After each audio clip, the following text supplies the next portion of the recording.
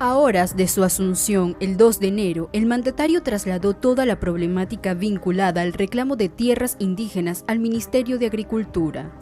Desde enero hasta hoy, el gobierno dio licencia para que aterricen 262 nuevos pesticidas. Al mismo tiempo, Bolsonaro atacó al Fondo Amazonía, creado durante la época de Lula para promover políticas de protección a esta región, y recortó el presupuesto del FUNAI, encargado de la atención a la población indígena. Organizaciones ecologistas calculan que en los últimos 50 años, 20% de la Amazonía ha sido destruido, proceso que se ha acelerado con la llegada de Bolsonaro, decidido a abrir la región a empresas privadas en minería, turismo y agricultura, especialmente soja y palma.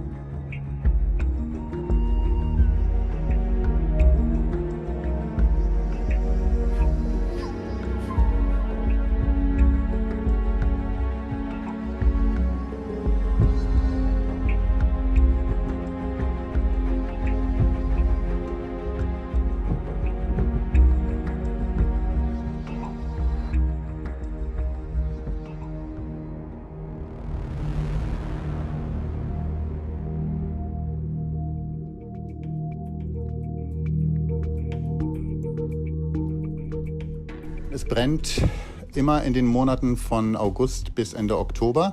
Das ist in Amazonien die Trockenzeit. Da werden die Brände gelegt. Man muss wissen, dass es keine natürlichen Feuer gibt in Amazonien. Also Selbstentzündungen, wie es sie in anderen Wäldern, in anderen Regionen der Welt gibt, sind in Amazonien nicht möglich. Die Brände sind eigentlich nur Ausdruck eines tiefergehenden Problems. Das ist nämlich das Landgrabbing. Also Farmer besetzen dort Land, meist illegal. Dann gehen sie dorthin mit großen Traktoren, mit riesigen Eisenketten und roden erstmal die Bäume, lassen die dann dort monatelang liegen oder ein paar Wochen liegen, bis das erstmal angetrocknet ist, und dann legen sie Feuer. Das geht eben in der Trockenzeit besser, und anschließend wird das abgebrannte Land verseucht mit Grassamen und dann werden die Rinder draufgetrieben. Die Endabnehmer profitieren natürlich davon, weil es dadurch mehr Rindfleisch gibt, was auf den Markt kommt. Woher das kommt, ist schwer zu kontrollieren am Ende. Das geht häufig oder zum großen Teil in den Export und eben auch sehr viel nach Deutschland und nach Europa im Allgemeinen.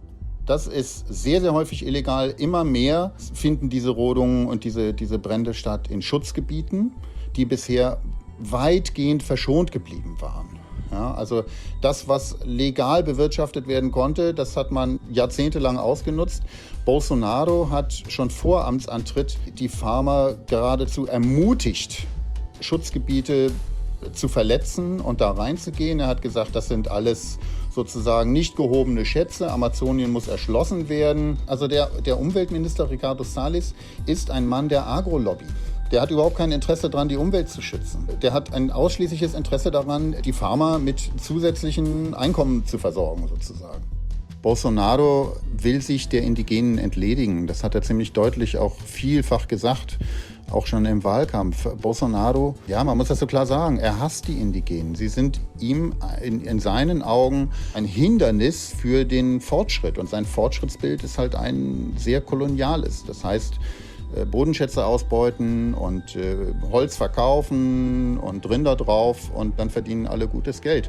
Die Indigenen stehen unter enormem Druck. Sie werden angegriffen, sie werden erschossen, sie werden vertrieben. Neben den Bränden hat man natürlich auch das Problem jetzt wieder der Goldschürfer, die auch regelrecht ermuntert werden, in indigene Schutzgebiete vorzudringen und dort nach Gold zu schürfen. Das ist die nächste Katastrophe. Da wird dann wieder ganz viel Quecksilber produziert, was dann die Bevölkerung vergiftet, weil man es nicht abbauen kann. Das ist eine Katastrophe mit Ansage. Der Feuerring, der schließt sich ja von Süden her immer weiter um Amazonien rum. Erst holt man das Holz raus, dann brennt man das, was übrig ist, ab. Dann kommen die Rinder. Und wenn also das Gras für die Rinder sozusagen nicht mehr wächst, dann kommt das Soja hinterher mit sehr viel Chemie, häufig aus deutscher Produktion. Bayer macht wunderbare Geschäfte in Brasilien. Monsanto war schon immer ganz groß dort. Und ja, und dann kommt das Soja, und das Soja, das wird dann unter anderem in die EU exportiert. Innerhalb der EU sind wir Deutschen größter Einzelabnehmer für brasilianisches Soja, was fast immer genmanipuliertes Soja ist. Und das landet dann in deutschen Schweinemägen und deutschen Rindermägen. Deshalb ist es auch so wichtig, dass der Vertrag zwischen der EU und dem Mercosur so in dieser Form nicht unterzeichnet wird. Ich hoffe, dass auch die Bundesregierung darauf reagiert, denn schließlich sind wir in Deutschland diejenigen, die am meisten von diesem Soja importieren. Im Grunde müssten die Brasilianer ein Impeachment für Bolsonaro in die Wege leiten. Der Mann agiert permanent gegen Recht und Gesetz und die Verfassung. Não destruição, né? Isso é que nós desejamos mais aqui. Essas aves, tudo elas tinham vida. E nós, o nosso esforço é de proteger. Se for preciso, essa floresta, eu poderia derramar até a minha última gota de sangue.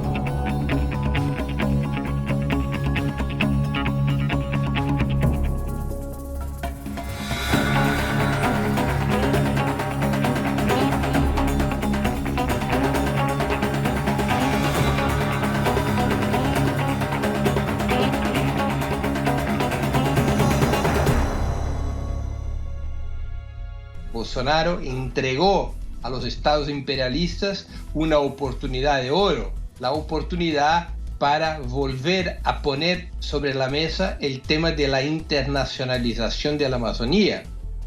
Los crímenes ambientales, los atropellos ambientales contra los indígenas, en favor del agronegocio, en favor de la industria extractivista, todos esos crímenes que Bolsonaro está cometiendo en la Amazonía, abrió las puertas para este tipo de oportunismo de Macron. Hay que tener ojo sobre la actitud de Francia y de otros estados imperialistas, que claro, se aprovechan. Francia, Alemania o Finlandia o Irlanda no inventaron el pretexto les fue fornecido, les fue presentado por la política que conduce Bolsonaro en relación a la Amazonía.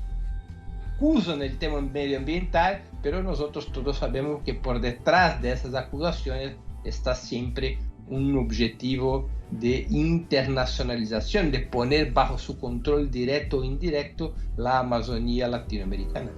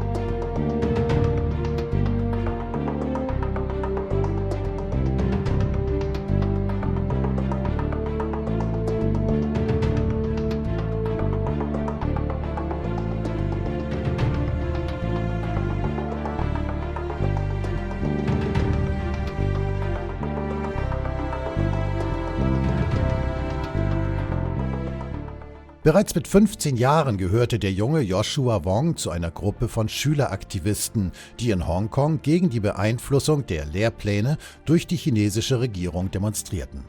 2 Jahre später, im Jahre 2014, wurde Wong Symbol der aufkeimenden lokalen Protestbewegung, die bei den Umbrella-Protesten gegen den chinesischen Einfluss demonstrierten.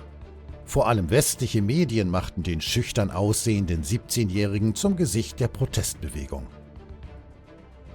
Spätestens 2015 begann die Karriere des westlichen Einflussagenten Wong. Nachdem Wong vom Time Magazine zum einflussreichsten Teenager des Jahres 2014 ernannt wurde, wurde Wong nun auch offiziell in Washington und den mit der US-Regierung assoziierten Thinktanks und Vorfeldorganisationen herumgereicht. Im Jahr nach den Protesten traf er unter anderem die Sprecherin des Repräsentantenhauses Nancy Pelosi, den Falken Tom Cotton und erstmals auch eine besondere Person, bei der er offenbar seitdem ein- und ausgeht. den republikanischen Senator und Präsidentschaftskandidaten Marco Rubio. Rubio ist kein Unbekannter.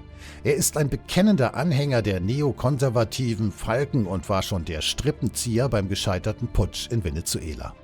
Im November 2016 warnte bereits die ganz sicher nicht als Peking nahe geltende South China Morning Post vor der Vereinnahmung Wongs durch die ultrakonservativen Eliten der USA und insbesondere vor Wongs Verbindung zu Rubio. Wong ist also beileibe kein unbeschriebenes Blatt und genau die Sorte Freiheitskämpfer, die in den transatlantischen Kreisen des Wertewestens so beliebt ist.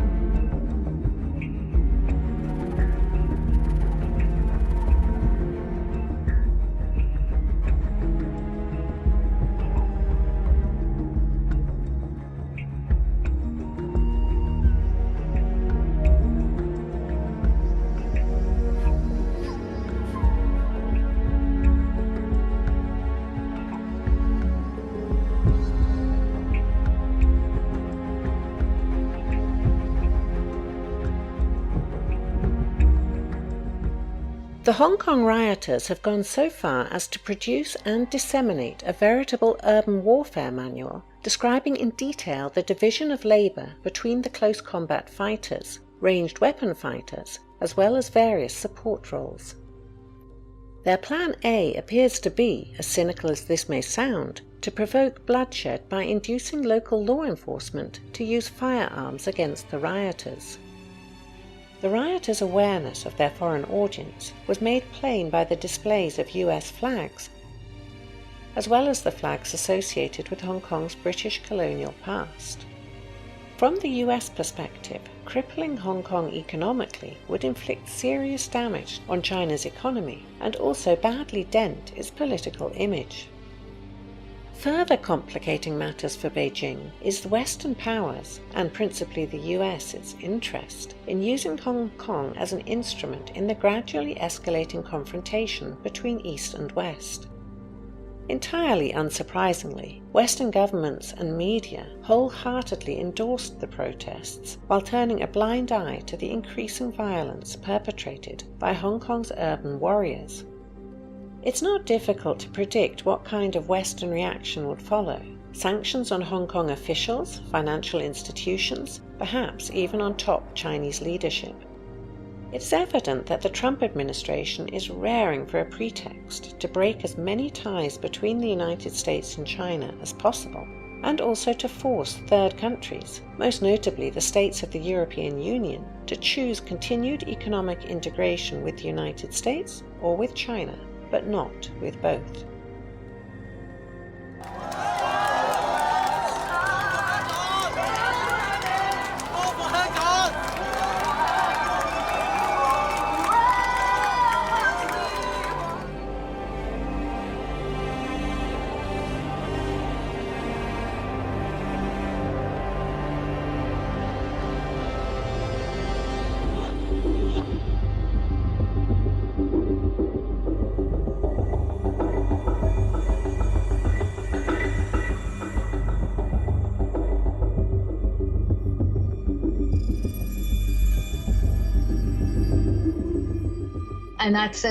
Hier sieht man, wer Joshua Wong und alle diese Demonstranten wirklich sind.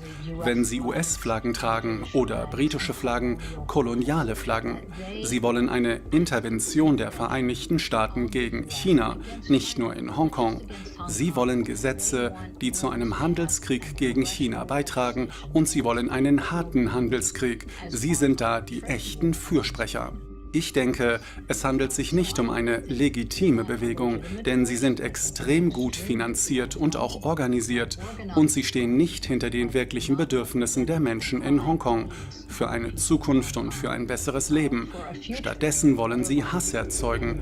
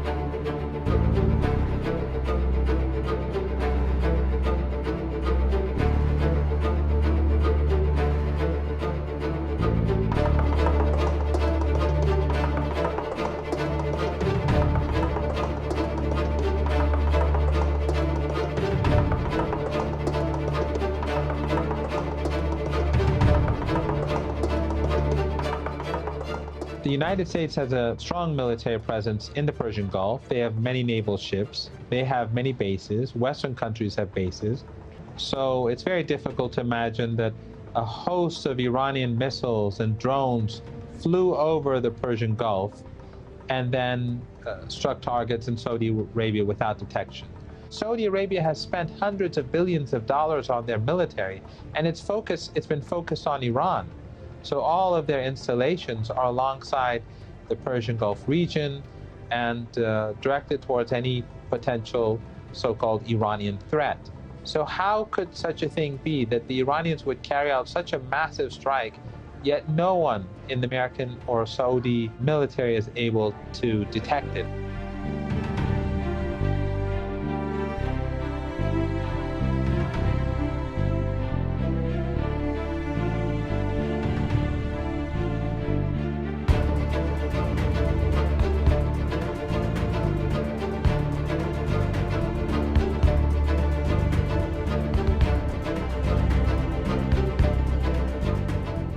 Haben die jemenitischen Rebellen ein Interesse daran, das zu tun? Hätten die durchaus, könnte man denen zutrauen. Haben sie die technischen Möglichkeiten, das so zu machen? Mehr als fragwürdig. Noch dazu, wenn die Amerikaner und Saudis das tun, was ihre Aufgabe wäre, nämlich den Luftraum zu überwachen, was sie natürlich auch tun. Wie sieht es mit dem Iran aus? Hat der ein Interesse daran? Nun, zornig sind die allemal, aber sind die so wahnsinnig, jetzt zu sagen, hey, bitte greift uns an, attackiert uns, führt einen Krieg gegen uns? Und zwar möglichst, solange wir noch nicht so weit hochgerüstet sind, was die Kerntechnologie angeht. Nicht so sehr wahrscheinlich. Bleibt die Frage, ja, wer kann es denn sonst noch gewesen sein? Die Frage müssen wir uns stellen, beantworten kann ich sie Ihnen auch nicht. Wenn es zu einem Ölkrieg kommt zwischen Iran und Saudi-Arabien, möglicherweise mit einer Schließung der Straße von Hormuz, dann sehen wir dreistellige Ölpreise. Dann lohnt sich auch amerikanisches Frackingöl. Dann lohnt sich das auch für alle, die außerhalb dieser Straße von Hormuz sind, ihr Öl loszuwerden. Also, das wirft mehr Fragen auf als Antworten, würde ich sagen.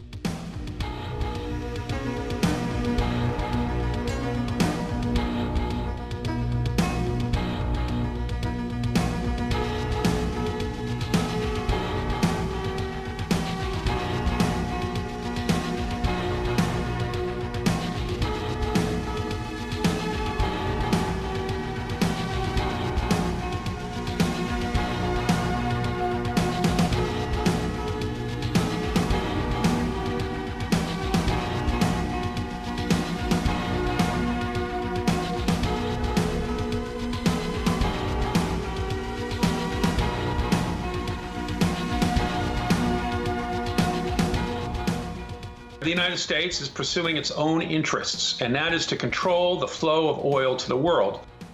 And that means providing oil to its friends and denying oil to its enemies. We've seen the United States embargo oil to countries like Syria, the sale of oil from Iran, Sudan, Libya, many other places. This is about the United States' control over the most important commodity in the world. Oil is not just a product. It is leverage over the international community. It's geostrategically important. Ever since World War II, the United States has wanted to control energy in the world. So the United States is very loath to leave the Gulf, even though it doesn't actually need the oil itself.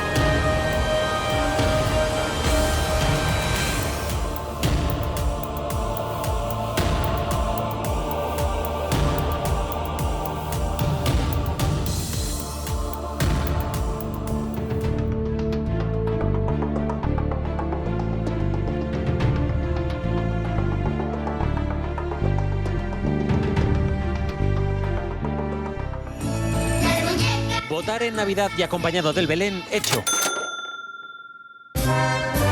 Hacer campaña en Semana Santa y al volver de vacaciones, ir a votar también. Por si quieren pruebas de que lo poco agrada y lo mucho enfada, es qué opina la calle ante otras elecciones. Venga, por Dios, los políticos. Pues sí, otra campaña se acerca y aunque la tragedia va por barrios, menos mal que con humor en las redes. Que los españoles gritan ante el desastre está claro. Rozamos el ridículo. Elecciones en noviembre, elecciones en noviembre. ¿Qué? ¿Otra vez? ¡Qué estúpido país! España necesita estabilidad, moderación y un gobierno progresista. Eso... En fin, no se lo tomen tan a pecho, respiren, cuenten hasta 10. Para todo el pueblo español, elecciones.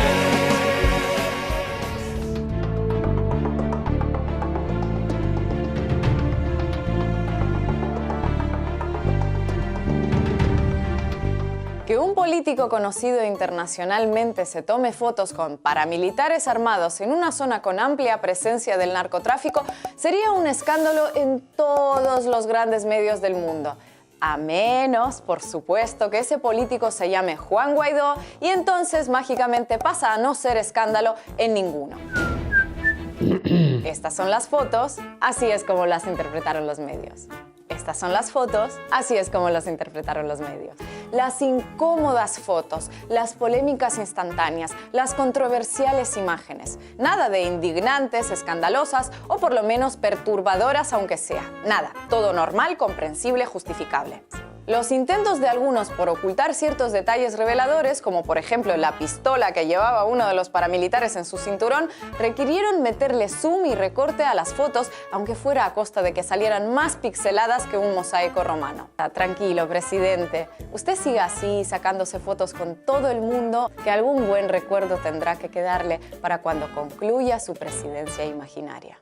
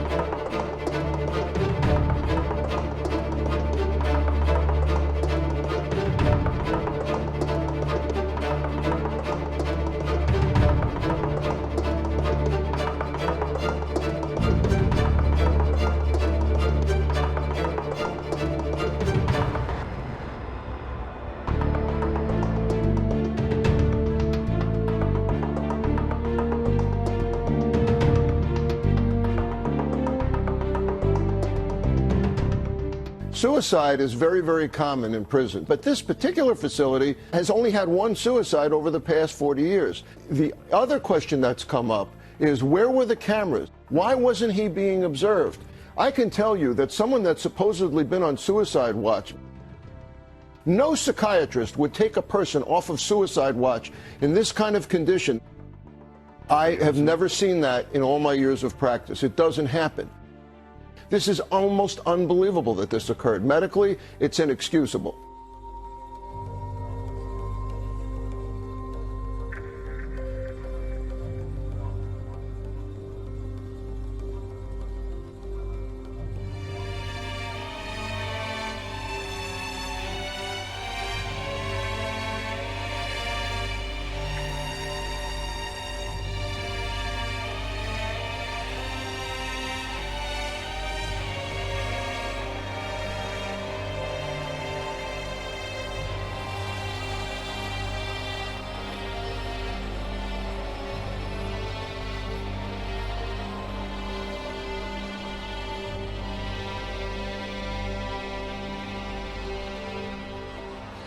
Attending exclusive parties, buying private islands, and living in lavish overseas mansions. This was the life of Jeffrey Epstein in the late 90s. Epstein once described himself as a collector of famous friends. Donald Trump reportedly attended several of those parties. This video shows them together at Trump's Mar-a-Lago resort in 1992. Trump told a New York Magazine journalist Epstein was a terrific guy, that he likes beautiful women as much as I do, and many of them are on the younger side. But he gave a less glowing appraisal just last month. I was not a fan of Jeffrey Epstein. I didn't want anything to do with him. That was many, many years ago. A previous US president appears to have had a closer connection. Epstein attended several fundraising dinners for Bill Clinton. A Washington Post examination of flight logs revealed Bill Clinton took 27 flights on Epstein's private plane. While making millions and mingling with the powerful, Jeffrey Epstein was also preying on the vulnerable. His depraved activities, confirmed and alleged, first came to light in 2008 in Florida. Investigators identified at least 40 alleged victims, among them Virginia Roberts Giuffre. Mrs. Giuffre claims she was lent out to prominent figures, including the man pictured with his hand on her 17-year-old waist in 2001. Prince Andrew, the Queen's second son, had a relationship with Jeffrey Epstein which spanned decades. Prince Andrew later said he stayed at Epstein's homes several times, and flight records show the prince travelled on Epstein's private plane in 1999. In 2008, Epstein was behind bars, convicted for soliciting sex with a minor, but given a dubiously lenient sentence of just 18 months. Soon after he was released and had returned to New York, he was snapped strolling through Central Park with Prince Andrew. Now that's extraordinary that somebody who is a Prince of England would go and meet with somebody who has these convictions. Why did he go and meet with Mr. Epstein after he had been convicted, after he had been to jail, after the world had known what was going on inside Mr. Epstein's home?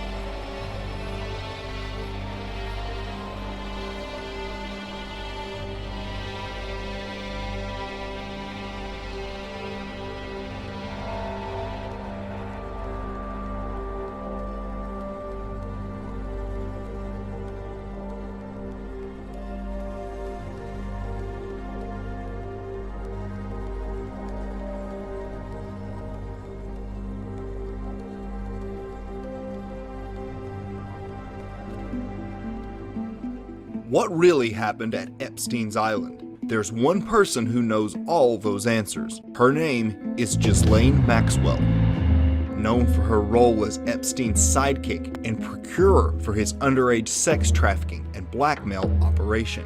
Her father, Robert Maxwell, was a British media magnate with ties to intelligence agencies such as Mossad and MI6. Ghislaine moved to New York City and promptly became a fixture among Manhattan high society. The number of celebrities, business moguls, and world leaders this woman has been photographed with is troubling to say the least. Epstein financed her lifestyle while she not only managed his household, but helped procure and arrange children for his empire. According to a Vanity Fair source, Ghislaine actually bragged about their blackmail scheme, saying that the entire island was bugged with surveillance equipment, and that she and Epstein were videotaping everyone for blackmail. Ghislaine obtained her helicopter license, and Epstein bought her a $4 million luxury helicopter. Ghislaine actually said the reason why she has a helicopter is so she could fly whoever she wants to Epstein's Island without anyone knowing. Researchers have also discovered that in addition to being a helicopter pilot, Ghislaine is also licensed to pilot submarines. Is it possible a submarine was used in Epstein's trafficking operations? Ghislaine was known for confiscating the foreign girls' passports so they couldn't leave the island. How many girls never made it off the island to tell their tales of abuse? We will never know.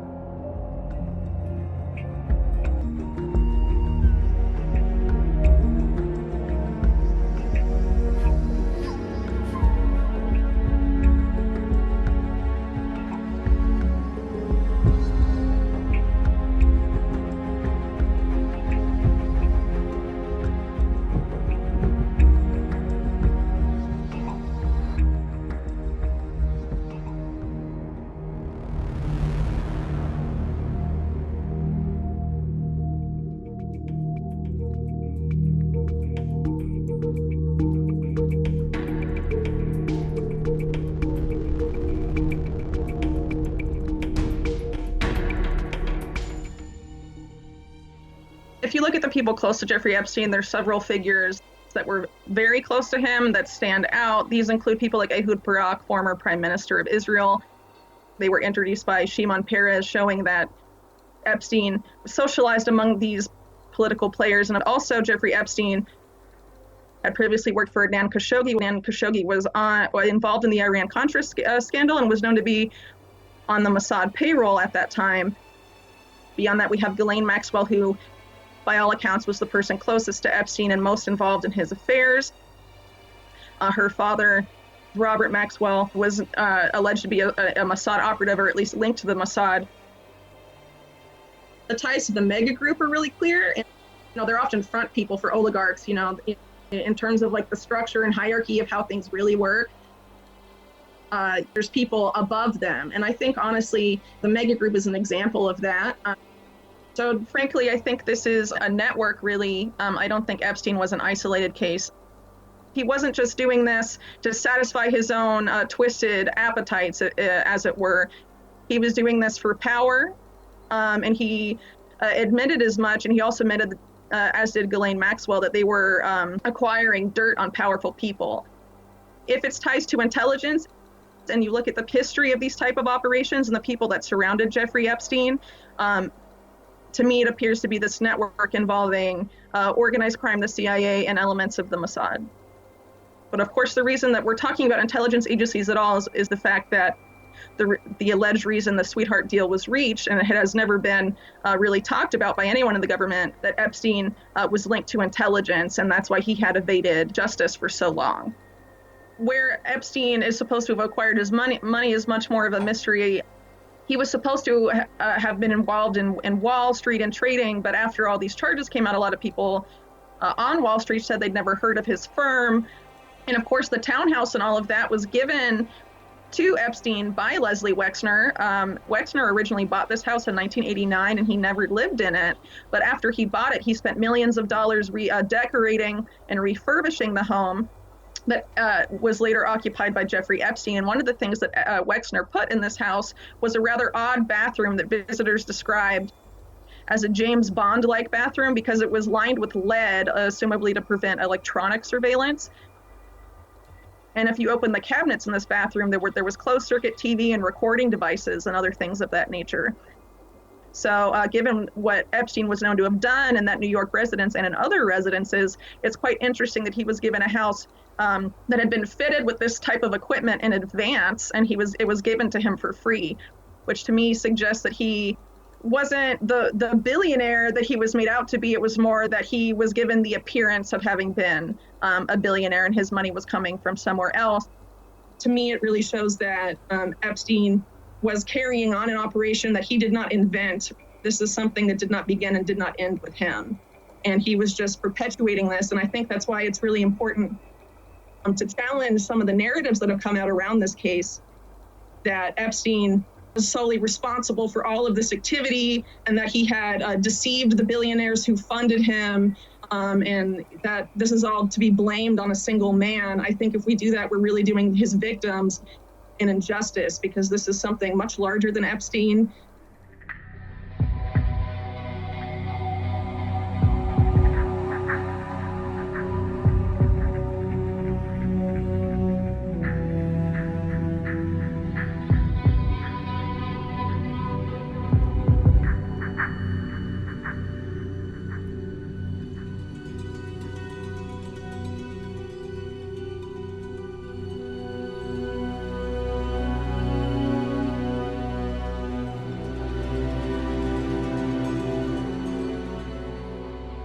What we're looking at with Epstein are gateways to a global cesspit of paedophilia and also Satanism. It involves some of the most powerful, rich, and famous people in the world. What this ring does from its controlling core is to use paedophilia to compromise people it wants to control, be they presidents or prime ministers or anyone of political and other influence who can make decisions that this cabal wants them to make to advance its agenda. And this blackmail operation is a speciality of the Israeli intelligence operation Mossad, as it is with the CIA and British intelligence. Now, Epstein was Jewish and a Zionist and had big connections to Israeli politicians, to the military, and to the intelligence community. It also involves this web connecting to Epstein, something called the mega group, and this mega group connects us into Donald Trump, also at least one time friend of Epstein. When you work for the ring and serve the ring will watch you back until you become a danger to the ring because of your exposure. Then one of two things happens. You're either taken out or you disappear. You might disappear through a faked death and you live out your life under another identity. And there are some people who are saying that Epstein is not dead, that this whole thing was a hoax to get him out, and so he didn't have to appear in court and all the beans might be spilled on the rich and famous. Mossad, the CIA, have a stunning history of taking out people who become a problem to them. This world is nothing like we think it is. We have a cabal that is psychopathic and satanic, that is dictating world events and is dictating your life in increasingly fine detail. And we need to open our minds to it very fast, because its agenda for humanity is horrific.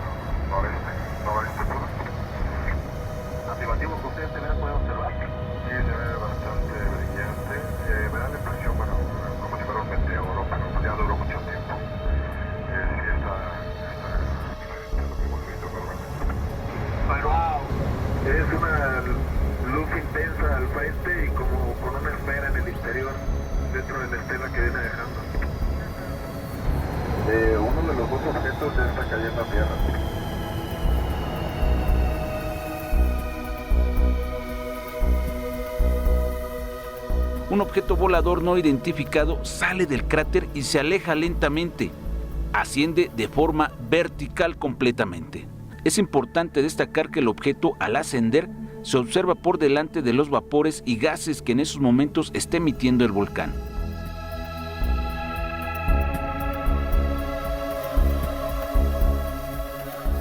Fue captado un video que expone la presencia de 6 objetos voladores no identificados que se mantenían estáticos sobre el horizonte en la campiña inglesa, el lugar donde desde hace décadas se reporta la presencia de extraordinarias formaciones en los campos de cultivo.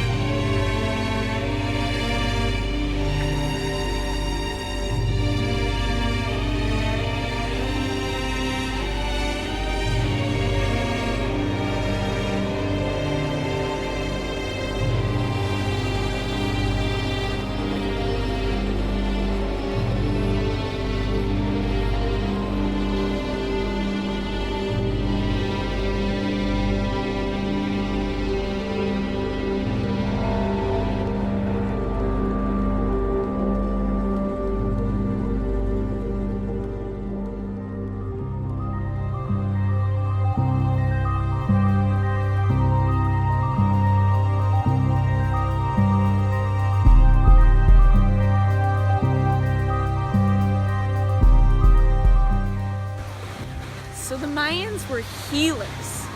And very, of course, tuned into all the astrological things. They could track everything. They even could track our cycle of ascension, and that's what 2012 was all about. Now that has passed, but we still are going through, you know, there's a little give and take of a few years where we're still going through this cycle. Now the most important part for me right now with the Mayans is the energy of the Mayan inner earth group. The Mayan civilization was huge, millions and millions of people. And that's where the Mayan inner earth group came from, so they actually went inner earth. When they left, it got messy. So that's where the sacrifice came in, where they're like, we must sacrifice to the gods, to the heavens, to like have these powers, to have, you know, it rain every year, to have all these different things happen. But it was skewed and went into the dark. So it was like, that's where the dark magic, the sacrifice came from, was actually these Mayans leaving.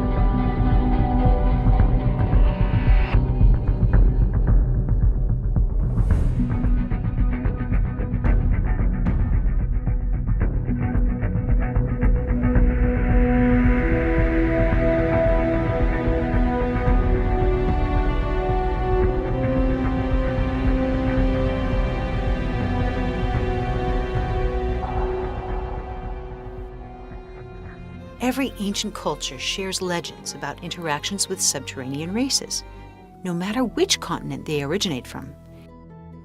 They say inner Earth has water, oceans, and luminosity, and that it sustains not only plants and animals, but intelligent life. According to Tibetans, Shambhala is a physical place, but one that also has an ethereal nature, given its location inside this holistic, evolving planet.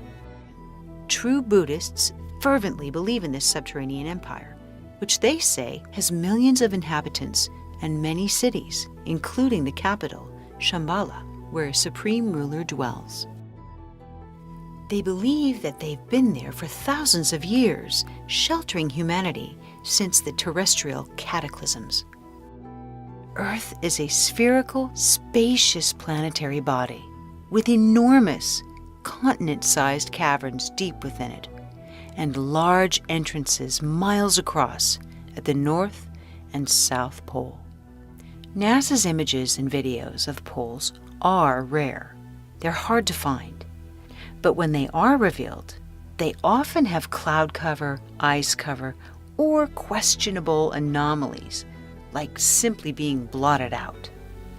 Stranger still, no planes or satellites are permitted to come within a certain distance of the poles. Well, in November 1968, a satellite photo of the North Pole was released. It showed a large polar opening in absence of cloud cover. Satellite images since then, showing serious anomalies, do raise questions, particularly the one from Russian space station Mir in 1987, showing light emanating in a very mysterious fashion. And then there are other NASA images of the planets: Venus, Jupiter, the various moons, all showing strange qualities or blotted out poles. Why do these images from space consistently have their poles concealed? Like this blotted one of Jupiter, where you can actually see light emanating from the center. No investigation of inner Earth is complete without the unique story relayed by the pioneering American aviator Admiral Richard Byrd Jr., one of the most highly decorated officers in military history, who led numerous expeditions to both poles. He fought for the Allies in both World Wars and led 2 huge military expeditions to Antarctica following World War II. He called it the land of everlasting mystery and a vast new territory not on any map. He said it was an area as big as the U.S., never seen by a human being. He said that he traveled 1,700 miles on this journey. And he was so surprised when ice below gave way to lush green forests, lakes, rivers, and mountains. He noted that everything had unique and inexplicable color. And suddenly he realized in shock that there were some kind of space vehicles flying beside him. They escorted him, and he saw an entire city and was safely landed despite the fact he had no control over his plane. Once there, he was graciously greeted by civilians, and they called this place Agartha. He and his crew were then taken to meet what they were told was the ruler of Agartha. They were told they'd been allowed to enter, despite these invisible barriers, because of his high moral and ethical character. The ruler went on to say that ever since the U.S. had dropped atomic bombs on Hiroshima and Nagasaki, their race had been very concerned for human safety and the survival of the planet. And Byrd was asked to share this message and warning to civilization. In closing, Byrd said he briefed the Pentagon of his message, was interviewed intently by top security forces and a medical team, and ordered to remain silent in regard to all that he learned on behalf of humanity. 10 years later, he wrote a final entry. I must state that I have faithfully kept this matter secret, as directed all these years. I've done my duty towards the monstrous military-industrial complex, and those who are of darkness shall fall in its light, for I have seen that land beyond the pole, that center of the great unknown.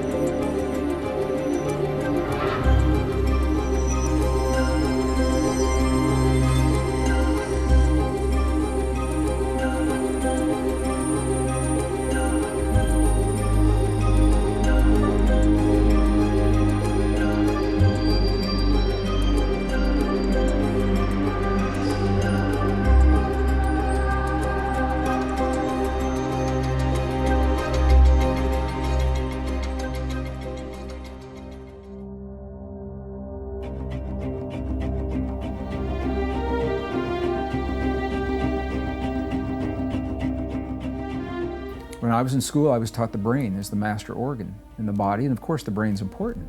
But now we know the brain receives the bulk of the instructions that tell the brain what to do come from the heart.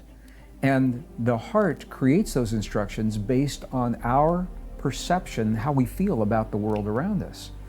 When we have a sense of well-being and we feel safe, we send one set of signals. When we feel threatened or we're constantly being vigilant of the world, that's a very, very different chemistry that we're sending, and we do it instinctively. There are techniques that allow us to very consciously harmonize the heart and the brain when we choose to do that. And when we do that, it opens the door to tremendous potentials, including super learning, super memory, longevity enzymes are awakened. So we know about these specialized cells, neurons in the heart. They think independently of the human brain. They feel independently. They remember independently. When we have experiences in life, we register those in these neurons in our body. If they're good experiences, it's not a problem. Rarely do we find someone who is stuck in joy. You know, you don't hear people say, you know, God, I've got so much joy in my life. Can you help me out? So the joy isn't the problem, even though the joy is registered in those neurons as well. Candace Pert was the first medical doctor who linked human trauma and human emotion to these physical chemicals. They're called neuropeptides. So the word tells you the whole thing right there. Neuro is associated with the nervous system, and peptides, it's a chemical bond. When we have experiences in our lives, often at young ages, even in the womb before we're born, and we don't know how to resolve the trauma. So it's the unresolved trauma that becomes the problem. What happens is that our perceptions, our body, will create a chemistry that matches that trauma. And ideally, the chemistry wants to metabolize. It wants to move through the body, through the blood, and be metabolized through urine or perspiration, just the way other chemicals are.